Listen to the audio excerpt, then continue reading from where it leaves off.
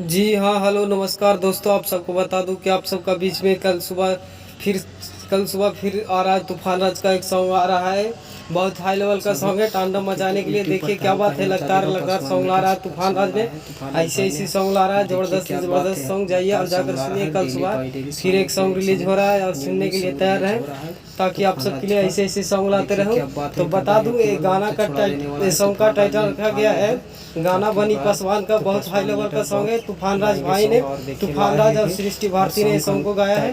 और जाइए और सुनने के लिए तैयार रहें। अगर इसी तरह के जानकारी सुनना पसंद करते हैं तो इसी तरह की जानकारी सुनना पसंद करते हैं तो मेरे चैनल पर बने रहें, ताकि आप सबके लिए ऐसी ऐसी खबरें आप लाते रहूं।